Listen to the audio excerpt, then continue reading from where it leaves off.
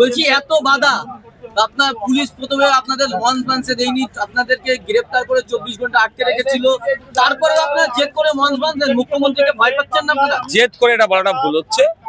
আমরা আমাদের Democratic রাইটকে exercise করছি। কেন জেদ করবো? আমরা কি বাচ্চা ছেলে নাকি যে আমাকে ললিপপ দেয়নি, ওই ললিপপটাই আমার চাই? আমাদের সাংবিধানিক অধিকার আছে। আমরা সমস্যা হলে আমরা ঐক্যবদ্ধ হয়ে, দলবদ্ধ হয়ে, সংঘবদ্ধ হয়ে প্রতিবাদ করতে পারবো। এটা আমার ডেমোক্রেটিক রাইট।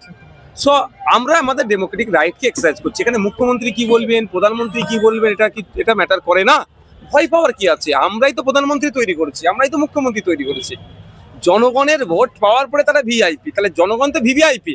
আর আমাদের যে আজকে আমাদের যে ধর্ণা মঞ্চ, সে জনগণের জন্য ধর্ণা মঞ্চ। তাদের অধিকার হনন হচ্ছে বলে ধর্ণা মঞ্চ, সংবিধানের উপরে আঘাত হচ্ছে বলে তো ধর্ণা মঞ্চ আমাদের। সুতরাং ভয় পাওয়ার এখানে কোনো প্রশ্নই আসছে না। উনি রাজা, আমরা প্রজা নয় তো। আমরা সবাই রাজা এই রাজার দেশে। সব রাজারা মিলে আর একটা জনকে দায়িত্ব দিয়েছে যে তুমি 5 বছর এটা চালাও। তুমি 5 বছর চালাতে ব্যর্থ হলে আবার আমরা এই রাজারা মিলে, ভোটাররা মিলে অন্যজনকে আবার দায়িত্ব তুলে দেবো। তার সল।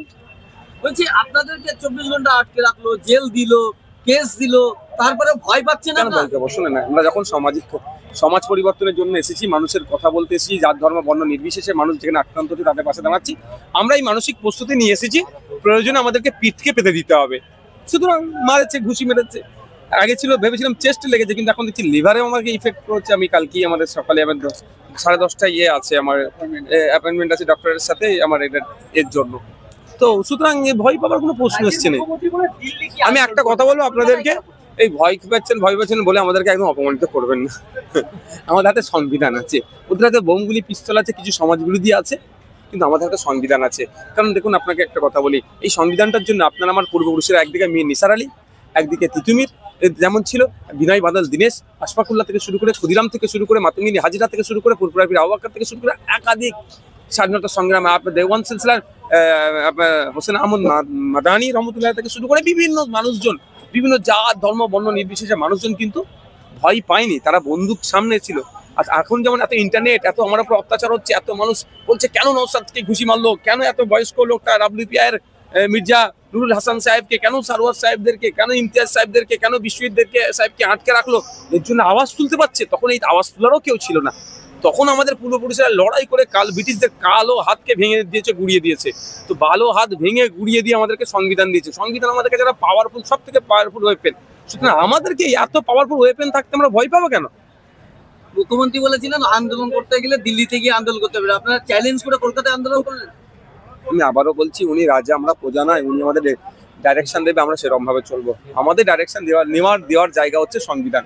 সংবিধান আমাকে রাইট দিয়েছে ধর্মতলায় আন্দোলন করতে পারবো। সংবিধান আমাকে রাইট দিয়েছে মেদিনীপুর আন্দোলন করতে পারবো। সংবিধান আমাকে রাইট দিয়েছে কলাঘাট আন্দোলন করতে পারবো। সংবিধান আমাকে রাইট দিয়েছে ভারতবর্ষের যে কোনো প্রান্ত সংরক্ষিত এলাকা ছাড়া আন্দোলন করতে পারবো। সুতরাং আমাদের যেখানে ইচ্ছা হবে সেখানে আমি আন্দোলন করবো। আজকে কলকাতায় করেছি, কালকে মেদিনীপুরে করবো, মালদাতে করবো, মুর্শিদাবাদে করবো। কোন দিন আপনারা দেখবেন আমরা দিল্লিতে আন্দোলন করছি। তো কি হয়েছে? অনেকে অভিযোগ করছেন যে আপনারা ওয়াকফ নিয়ে আন্দোলন করছেন, এসআইআর নিয়ে আন্দোলন করছেন, মোদির বিরুদ্ধে, বিজেপির বিরুদ্ধে না বলে আপনারা শুধু তৃণমূলের বিরুদ্ধে, মমতা ব্যানার্জির বিরুদ্ধে বলছেন। আমি মনে 5 মিনিট বক্তব্য দিচ্ছি। আমার 5 মিনিট বক্তব্যতে যদি কোনো জায়গায় থাকে বলতে বলবেন। আমাদের মির্জা নুরুল হাসান সাহেব স্বাগত ভাষণ দিয়েছেন, 12 থেকে 15 মিনিট দিয়েছেন। ওনার বক্তব্য শুনবেন, একভাবে তিনি মানে এক্ষেত্রে আমি দেখেছি, আমি শুনছিলাম ওনার বক্তব্যটা, নিরপেক্ষতা বজায় রেখে বিজেপিকেও চাবুক মেরেছে, তৃণমূলকেও চাবুক মেরেছে। এবার ব্যাপারটা হচ্ছে, যেই বিজেপি সেই তৃণমূল। তো যখন আমরা বিজেপিকে বললেও ওরা ভাবে আমাকেই বলছে। কি করতে পারি বলুন তো? আমি বলি মোদি চোর, ভোট চোর, দিদির তখন রাগ হয়। আমি বলি মোদি মানুষের সংবিধান অধিকারী কেড়ে নিচ্ছে, দিদির তখন রাগ হয়ে যাচ্ছে। আমি বলি আমরা বলি যে মোদির এই এসআইআর এর নামে মানুষকে আতঙ্কিত করছে, বন্ধ করতে হবে, দিদি ভাবে আমাকে বলছে। আমরা বলছি এই সংবিধান বিরোধী, সংবিধানের উপরে একাধিক আঘাত দিয়ে যে ওয়াকফ সংশোধনী বিল 2000 আইন যে 2025 হয়েছে, এটাকে প্রত্যাহার করতে হবে। দিদির লোকেরা ভাবে আমরা দিদির বিরুদ্ধে বলছি। কি করতে পারি? মানে ব্যাপারটা কি ভাবে মুখ আর মুখস্থ। এরা আরএসএস হয়ে বসে আছে। তৃণমূলের সুপ্রিমো আরএসএস হয়েছে, আর বিজেপি ও সুপ্রিমো আরএসএস। ফলে বিজেপিকে বললেও সেই ভাইকে বলছি বলে ওদের গায়ে লেগে যাচ্ছে। আপনি বলছেন সংবিধান আছে আমাদের হাতে, কিন্তু তারাও তো সংবিধান হাতে করে নিয়ে আপনাদেরকে বারে বারে আটকাচ্ছে। কি বলবেন? কারা? মমতা ব্যানার্জি। না, ওরা সংবিধানের অপব্যাখ্যা করছে। সাংবিধানিক ওয়েতে গেলে আমাদের আটকাবার কোনো জায়গা নাই। ও অগণতান্ত্রিক পন্থা অবলম্বন করে সংবিধান বহির্ভূত আমাদেরকে অ্যারেস্ট করেছিল বলে আমাদের নামে একাধিক জামিন অযোগ্য ধারা থাকার পরেও আমরা আইন বিচার ব্যবস্থা সংবিধানের উপর ভরসা করেছিলাম বলেই আমরা তার পরের দিনই জামিন নিয়ে মালা পরে বাড়ি গেছি। বলছি অকাপ আন্দোলন করতে গিয়ে মুর্শিদাবাদে গুলি খেতে হলো, জেলে যেতে হলো, ভাঙড়ে দেখলাম যে তাদেরকে রাষ্ট্রদ্রোহী মামলা দেওয়া হলো, আপনাদেরকে জেলে আটকে রাখা হলো, তারপরে ফের আবার অকাপ আন্দোলন করছে। কেন করবো না? কালকে আসবে আমাদের স্টেজে আদিবাসী সম্প্রদায়ের মাঝি বাবারা, তারা স্টেজ থেকে উঠে মোদির বিরুদ্ধে কথা বলবে, দিদির বিরুদ্ধে কথা বলবে। দেখবেন ফরেস্ট রাইট অ্যাক্ট 2006-কে তারা অ্যামেন্ডমেন্টের নামে 2023-24-এ একটা আইন করেছে, আদিবাসী থেকে জঙ্গলের অধিকার কেড়ে নিচ্ছে। তাদের পাশে আমরা আছি, আমাদের পাশে তারা থাকবে। ভয় পাবো কেন? আমি আবারও বলছি, আমার পূর্বপুরুষ যখন ব্রিটিশদের বিরুদ্ধে লড়াই করতে বেরিয়েছিল তখন তো ইন্টারনেট ছিল না, এত সোশ্যাল মিডিয়া রমনামা ছিল না, কিছুই ছিল না। আমার পূর্বপুরুষ চোখ কান বুঝে বেরিয়ে গেছে ব্রিটিশদের তাড়াবো। আর আজকে আমি বেরোতে গেলে তারাকে ফোন করছি, সরাজ সাহেব আপনি কত দূরে আছেন, আমি একটাই পৌঁছাচ্ছি। এই যোগাযোগটা তো আছে অন্তত, তাহলে আবার ভয় পাবো কেন? আমাদের গায়ে কাদের খুন বইছে? বিনয় বাদল দীনেশ, আশফাকুল্লাহ, ক্ষুদিরাম, ভগৎ সিং, মাতঙ্গিনী হাজরা, ফুরফুরা পীর আবু বকর, আপনার হোসেন আহমদ মাদানি, আমাদের গায়ে রক্ত কাদের বইছে? নেতাজি, গান্ধীজি, যারা ব্রিটিশদেরকে তাড়িয়েছে তাদের রক্ত আমাদের গায়ে বইছে। তো আমরা ভয় পাবো? আমরা সাদা চামড়ার ব্রিটিশকে ভয় পাইনি, এখন আর সাদা চামড়া বলবো না এদেরকে।